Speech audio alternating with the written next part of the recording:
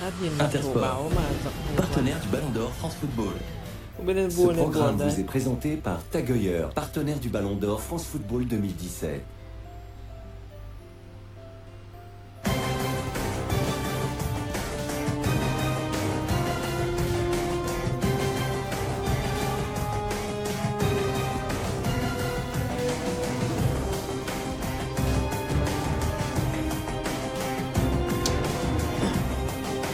Làm bài rap cho đỡ buồn ngủ nha anh em nhé. Ok chưa? Để mình làm bài rap cho nó phấn khởi. Có bài gì nhỉ? Bài gì cho nó phù hợp với khung cảnh như này đây? À, có rồi. Anh em đợi chút, mình sẽ rap bài. Đấy, bài này rất phù hợp với khung cảnh lúc này.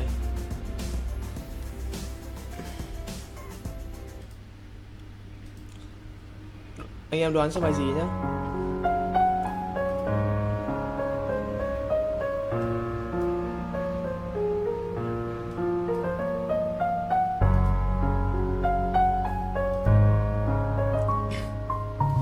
Ok. Giờ còn nói gì không em hay không thể. Giờ đây hiểu sao để em khi mình còn gần kề. Ai sẽ nói trước, ai sẽ im lặng, ai sẽ nhường bước thì chúng ta phải hiểu rằng mọi thứ đã không còn xa bên ngoài tầm kiểm soát. Anh hoặc em còn nên dứt khoát, mình không nên làm tổn thương thêm nhau đâu. Không nên một lần nữa chạm vào những nỗi đau. Hãy cứ để màn đêm chưa có nhanh như vậy, để cho bóng tối đi ngang con nơi này.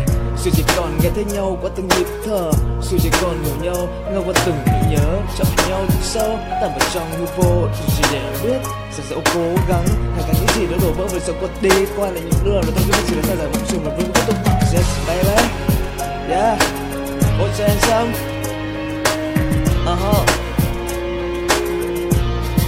what hãy đeo kính này cho nó ngầu cho nó giống đọc rap luôn.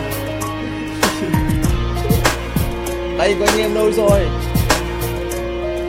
Xa mặt cách lòng chợt nhịp, khoảng cách từ trái tim để trái tim không thể nào được kịp. Anh và em như hai đứng thẳng song song, không một tia hy vọng, chỉ cảm xúc lắng động, những suy nghĩ viển vông. Từ giữa đêm đông, là thế nào xuyên nhận nơi cõi lòng. Chỉ cần anh nghĩ về em với những hình ảnh đẹp nhất, giữ lại cho riêng mình những thứ được vặn vặt. Im lặng khi gian trôi hững ngờ, im lặng khi những vần thơ, im lặng để vừa hát răng dở, để một ngày tình cờ sẽ không lời tấp nập.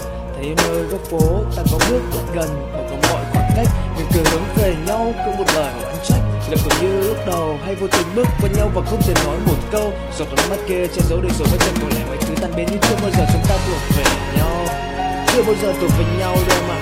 Yeah, đó, giống đọc rap thôi nha.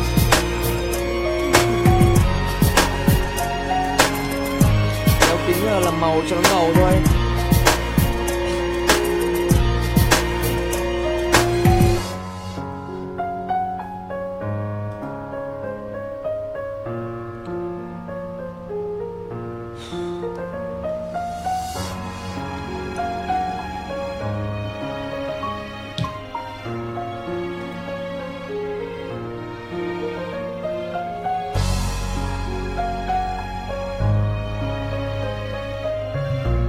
Anh em nếu mà thức khuya thế này thì chúng ta nhớ chuẩn bị nước uống đầy đủ nhé. Nước uống hoặc là đồ ăn nhé.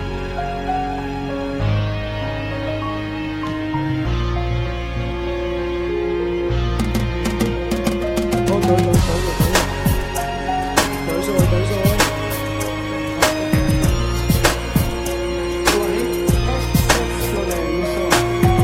Au premier étage de la Tour Eiffel, un cadre à la hauteur de cet événement qui est retransmis, je vous le rappelle, dans plus de 100 pays à travers le monde.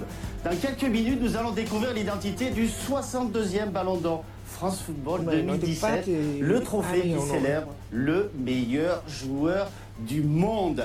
Le vainqueur sera présent ici même en compagnie d'invités très prestigieux et notamment des anciens Ballons d'Or qui nous rejoindront sur ce plateau où bien des surprises attendent le grand vainqueur de l'année.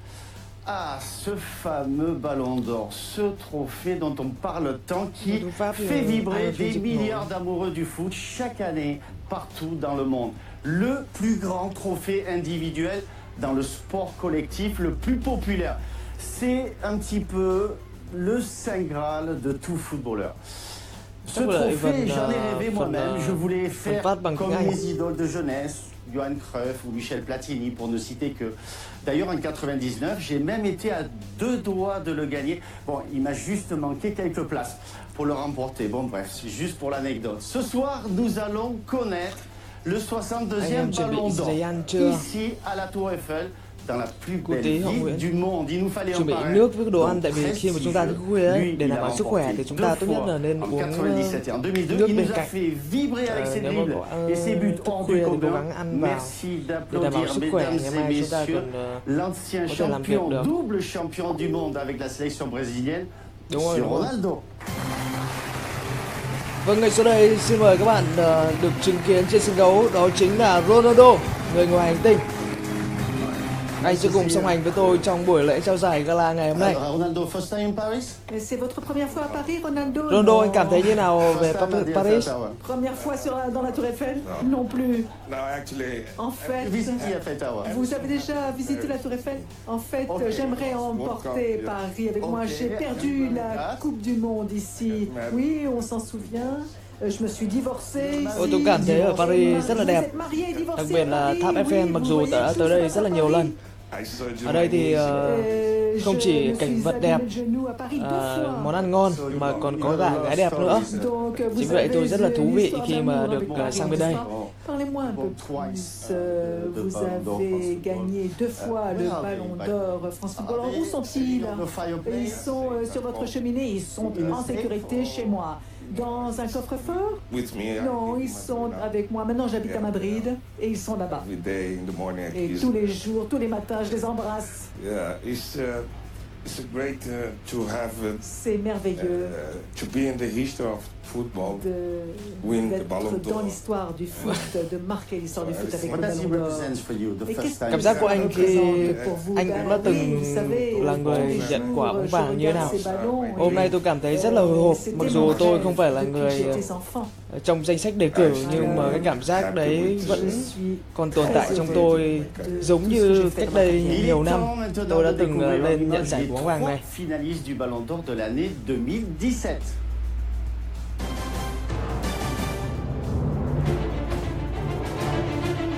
Chúng ta hãy cùng hướng lên màn hình để xem những ứng viên xuất sắc nhất cho buổi lễ trao giải quả bóng vàng ngày hôm nay. Đầu tiên sẽ là CR7, Cristiano Ronaldo.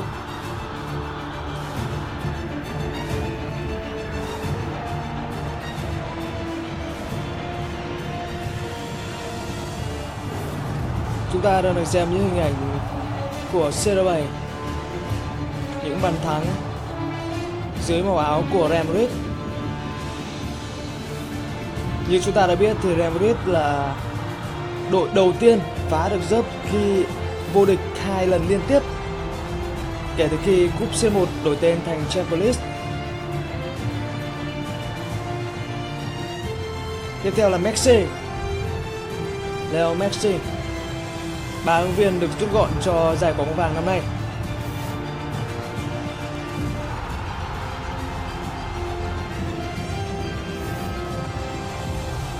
Hồi hộp á, hồi hộp thì anh em có thể làm một điếu thuốc lá, ok?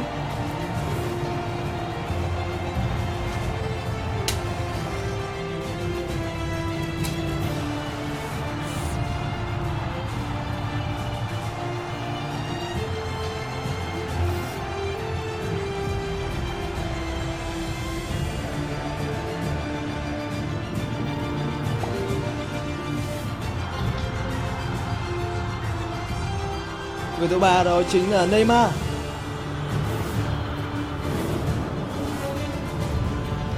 Anh em vote xem ai sẽ giành quả bóng vàng ngày hôm nay nào.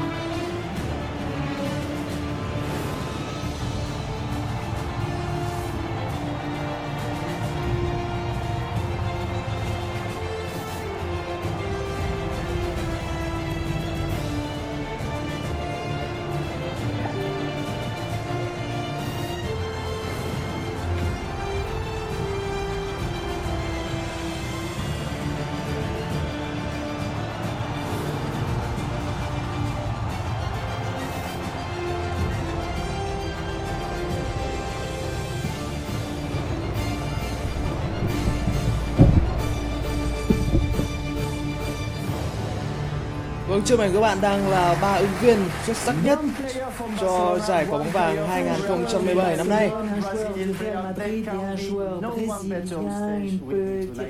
Y avoir personne de mieux avec moi sur scène ce soir pour présenter cette cérémonie que vous, Ronaldo. Ce sont 3 joueurs incroyables et les 3 méritent de gagner ce trophée. Comment décider le meilleur de 2017? Je vous rappelle que le trophée est remis par un jury de journalistes experts de 166 pays. Mais pour vous, Ronaldo, quel est le meilleur d'après vous? Ça, c'est une question difficile, n'est-ce pas? Non, mais franchement, soyez franc, sincère. Allez. Évidemment, tous 3 sont des joueurs incroyables. Mais c'est trop facile. Je crois que je suis un fan du Real Madrid. Ronaldo nói rằng danh hiệu quả bóng vàng chưa bao giờ là một điều dễ dàng đối với bất kỳ cầu thủ nào. Vì vậy nếu mà một trong 3 cầu thủ nhận giải quả bóng vàng thì đó là một cái niềm vinh dự đối với một đời cầu thủ. Bản thân tôi đã trải qua cảm giác nhận quả bóng vàng và ngay cả khi hiện tại đã rời xa bóng đá sau nhiều năm, tim tôi vẫn đập mỗi khi mà được đứng ở đây. Je sais que vous étiez comme ça. 19h59, c'est le montant tant entendu. Dans une minute, nous connaîtrons le Ballon d'Or 2017. Il est ici, au premier étage de la Tour Eiffel. Lionel Messi, Cristiano Ronaldo ou Neymar, lequel de ces 3 champions Chúng ta sẽ cùng chờ đợi xem Cristiano Ronaldo, Neymar hay là Messi sẽ được xướng tên trong buổi lễ ngày hôm nay.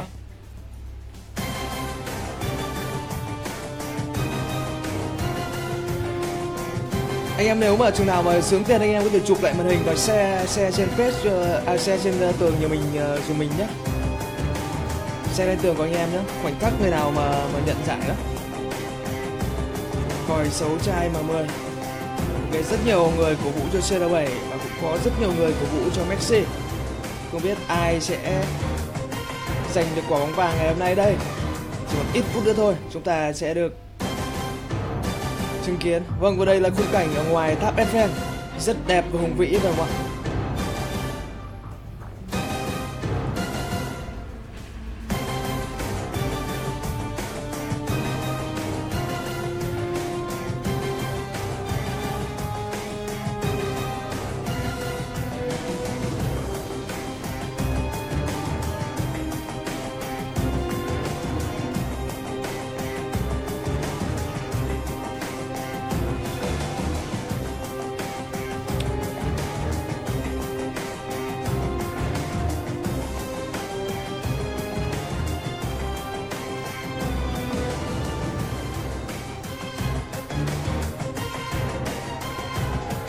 Ronaldo.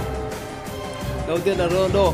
Anh xuất hiện với quả bóng vàng từ năm ngoái. Ballon d'Or France Football 2017 et Cristiano Ronaldo. Vâng, không phải như vậy là ngày hôm nay chính thức Cristiano Ronaldo là người đã giành quả bóng vàng 2017. Xin chúc mừng anh. Một màn ra mắt rất ấn tượng và chưa có trong tiền lệ trong buổi lễ trao giải quả bóng vàng. Recevez ce trophée face à Paris, quel endroit, c'est incroyable, une merveilleuse expérience, je ne m'attendais pas à cela. Rất hoành tráng. C'est très haut, mais franchement l'expérience parle d'elle-même, c'est merveilleux. Nous sommes très fiers de vous recevoir ici et vous le méritez. Merci. Venez avec moi. Như vậy là chúng ta đã biết được chính xác đáp án của ngày hôm nay. Cristiano Ronaldo chính là chủ nhân quả bóng vàng 2017. Xin chúc mừng anh.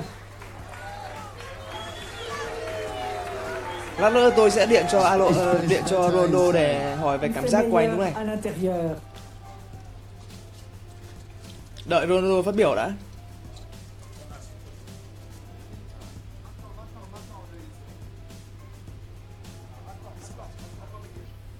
Đây, chúng ta cùng xem lại khoảnh khắc.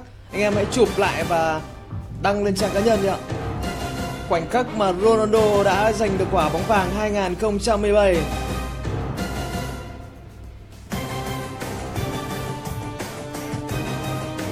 Với 5 ngón tay ám chỉ 5 quả bóng vàng. Anh đã cân bằng với số quả bóng vàng mà Lionel Messi đã nhận được. Như vậy trong một thập kỷ thống trị quả bóng vàng thì hai cầu thủ này đã có tỷ số là 5-đều. Rất tuyệt vời. Chúng ta cùng chào mừng người giành quả bóng vàng 2017 năm nay. Đó chính là Cristiano Ronaldo. Vous pouvez, il le mérite, il really deserve it. Ballon d'Or France Football 2017, Cristiano. Một lần nữa chúng ta cùng chúc mừng Cristiano Ronaldo.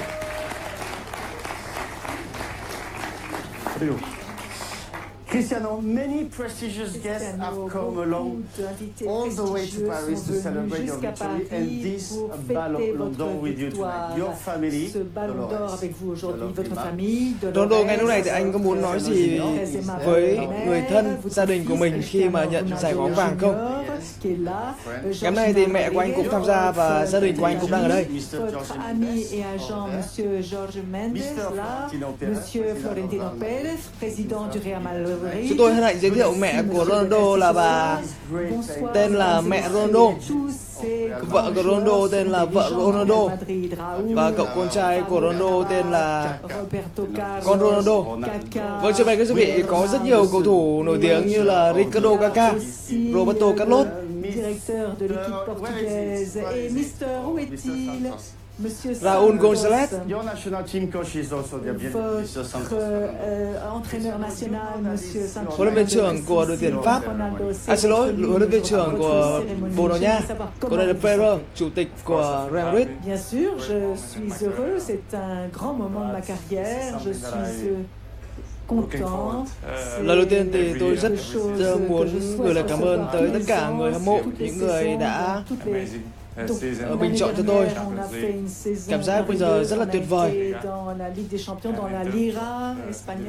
Và tôi cảm thấy hân hạnh khi nhận được quả bóng vàng 2017.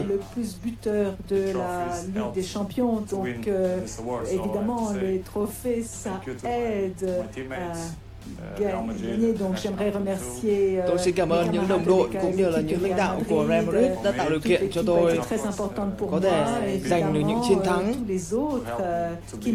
Đối với tôi thì danh hiệu cá nhân nó cũng quan trọng. Tuy nhiên hơn cả đó là những danh hiệu dành cho tập thể.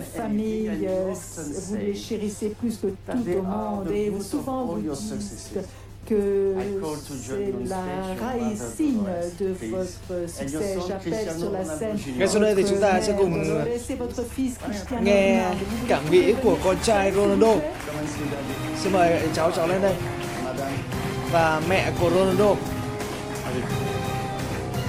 Đây là những người đã gắn bó với Ronaldo trong suốt thời gian vừa qua. Il knows already how to take a mic. Il sait déjà comment prendre le micro, n'est-ce pas? Dolores. Cristiano. Vous êtes fier de Cristiano. Elle ne parle pas anglais, vous savez, mais je peux lui traduire. Hein. Je me sens très fière. Elle se sent très heureuse et c'est un très grand honneur pour elle. Prenez le micro pour répondre. C'est pas la peine, moi je parle pour elle. Hey, Junior. Junior. That is good, hein? C'est bien, hein, ça. N'est-ce pas, hein, Junior? C'est un exemple pour toi? C'est un exemple que tu veux suivre dans la vie? Oui. Cháu có cảm thấy tự hào về người bố của mình không? Vâng, chắc chắn rồi. Vous êtes tous les deux très fiers de lui, j'en suis sûre. J'ai une question pour votre mère, Cristiano. Est-ce que vous avez remarqué quelque chose de très spécial dans votre fils lorsqu'il était très jeune, très... Oui, tout à fait. Straight away. Oui, il était spécial déjà quand il était jeune. And Cristiano, does he got chance of being special? Junior, c'est aussi, vous sentez quelque chose de spécial chez Cristiano Junior? Tu veux répondre toi-même? Moi je crois qu'il a quelque chose de spécial. Trong tương lai thì anh có dự định cho Junior, tức là con trai của anh, theo nghiệp bóng đá không? Con trai tư, đó là lựa chọn của cậu ấy. He is better shape than me. Il est très en forme, n'est-ce pas? Et de ça, Tôi il sẽ se không tient comme ça. ép buộc con phải Est-ce que theo tu peux me một montrer comment tu điều gì fais cả. le geste là? Tuy nhiên khi mà lớn lên thì Junior sẽ tự quyền quyết định về tương lai của chính mình. Un palmarès fabuleux, mais surtout des gestes incroyables et des buts décisifs. Regardez. Chúng ta hãy cùng nhìn lại những khoảnh khắc của Ronaldo trong nhiều năm vừa qua, những thời điểm mà gia đình luôn ở bên anh. Đây là khoảnh khắc khi mà Ronaldo đang còn thi đấu cho Manchester United. Giải đấu đầu tiên mà giải đấu mang Ronaldo tới hàng ngôi sao đó chính là Premier League. Và đây là hình ảnh khi Ronaldo khoác áo Real Madrid tại giải La Liga. Và đây là khi anh đang thi đấu cho vẫn là Real Madrid.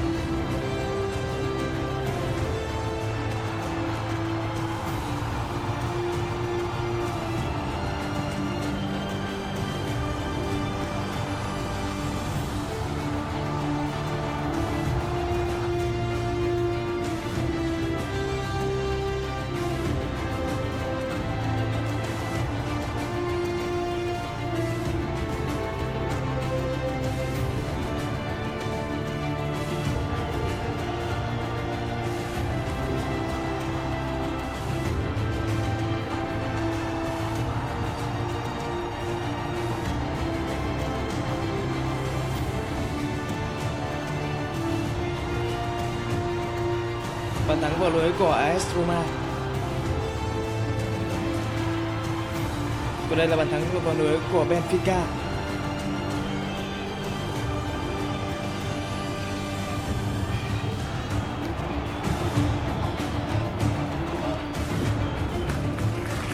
Monsieur Florentino Pérez, veuillez nous rejoindre sur scène. Anh cũng muốn ngay sau đây xin mời Pérez, chủ tịch của Real Madrid, có đôi lời phát biểu. Ça va bien? We're gonna speak in English, okay? Ông có thể nói tiếng Anh được không? Cristiano, tu On va understand what parler you're gonna en say? anglais pour que Cristiano comprenne ce que vous How allez proud are dire. you of your player? Et vous êtes fier de Tell votre me joueur? how proud Dites-moi you are of à quel Cristiano. point vous êtes fier de votre joueur Cristiano. Bonsoir à tous. Je suis très content d'être ici avec mes joueurs, qu'un joueur il y a quelques années et surtout Ông này nói tiếng Tây Ban Nha, trời ơi. Cristiano Ronaldo. Pour le Real Madrid et pour tous les madridistas du monde, c'est cinquième.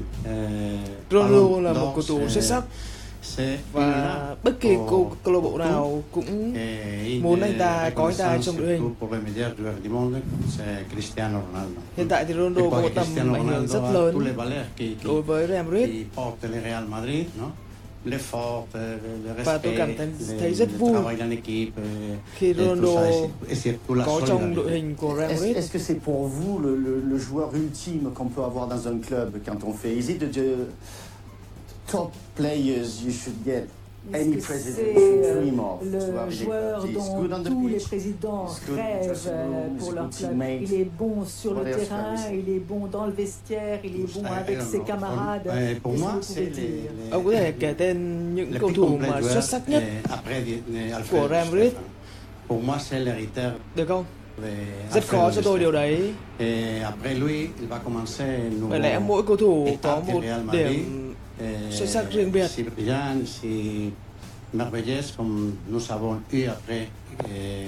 Và Ronaldo là một trong số những cầu thủ như vậy. Cette saison, l'ambition du club, c'est gagner une 3e Ligue des Champions. C'est... Racontez-moi, dites-moi un petit peu les ambitions personnelles de ce club, vous, président. Non, pour moi, bueno, le Real Madrid, Giật là do nguồn nha anh em, tout le không phải monde do mạng connaît, đâu. nous savons. Giật là do bây giờ có nhiều người vào trong cái trang nguồn và obligation de gagner. trang chủ. Seulement nous pouvons gagner, non? C'est pour ça que nous avons beaucoup de ballons d'or, non? C'est pour ça que nous avons beaucoup de Champions League. Vous avez le record de Ballon d'Or, je crois, le Real de Madrid, hein, au niveau. Je ne sais pas, je crois que nous avons 9 joueurs. Parmi nous, il y a quelqu'un ici. C'est 10, je crois. Hein. Vous avez 10 joueurs. Je crois que 9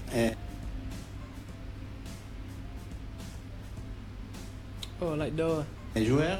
Chắc là nhiều người vào quán nó bị giật. Et les 9 joueurs ont gagné cet amour éternel entre le Real Madrid et le Ballon d'Or. Et aussi, il y a une belle histoire Lắc là do cái d'amour entre video le Real gốc nó Madrid bị lắc nha et bạn la ơi. Coupe d'Europe. Trọng Sơn. De 1956 jusqu'à ce Chứ không phải là do moment, trên kênh của Chip bóng đá đâu. a continué. Để mình thử vào lại coi. Éternel entre le Real Madrid et le Ballon d'Or. Et aussi, il y a une belle histoire d'amour entre le Real Madrid et c'est dans le cœur de tous les madridistes, non?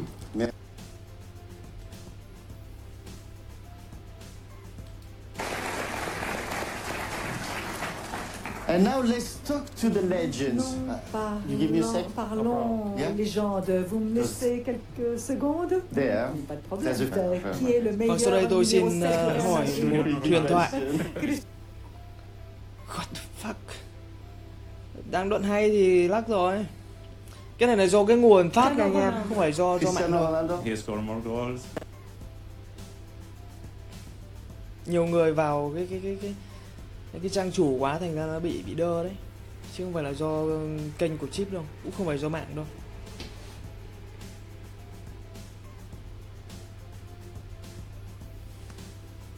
Vào lại coi. Ôi, nhiều người vào quá nó sập luôn rồi anh em ơi,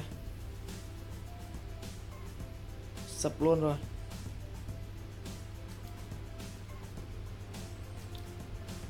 Sập luôn rồi. Chán nhỉ. Chắc chúng ta phải dừng. À đây này. Légende, vous me laissez quelques secondes? There. Pas de That's problème. a- Qui est le meilleur numéro 7 du Real Madrid? Cristiano Ronaldo. Cristiano Ronaldo. He scored more goals. Kaka, you Kaka. won the Ballon d'Or Vous avez in gagné le 2007. Ballon d'Or en Just 2007. the year, and after that, it was just. Anh có cảm- Après cela, MC có hỏi Raúl González là anh có cảm thấy số 7 huyền thoại của anh được trao cho người xứng đáng hay không? Rồi, nhiều người vào quá đấy. Cristiano Ronaldo. Cristiano Ronaldo. He scored more goals. Kaka, you Kaka. won the Ballon d'Or Vous avez in gagné le 2007. Ballon d'Or en Just 2007. the year, and after that, it was just the Et duo après cela, pas parce que tout le monde me le rappelle, donc c'est bon. Mes félicitations à lui de nouveau et j'espère qu'il continuera à gagner des trophées comme celui-là. Et Ronaldo. I'm older, so Moi, Được thế nhỉ? je suis plus vieux. C'est un nom très chanceux. happened a lot of things to you.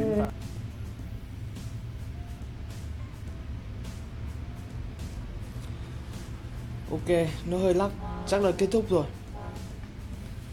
Vâng, chắc là cảm ơn anh em đã quan tâm và theo dõi cái buổi livestream này. Hy vọng rằng anh em sẽ like fanpage Chip bóng đá để sắp tới chúng ta sẽ còn gặp nhau nhiều hơn nữa. Ngày hôm nay thì xin chúc mừng Ronaldo, anh đã xứng đáng giành được quả bóng vàng 2017, cân bằng thành tích với cả Leo Messi. Một điều rất tuyệt vời dành cho những fan của CR7 cũng như là fan của Real Madrid. D'entre eux nous ont parlé de vous et sont revenus sur votre histoire dans le Sporting au Portugal, le Manchester United et le Real Madrid. Regardez.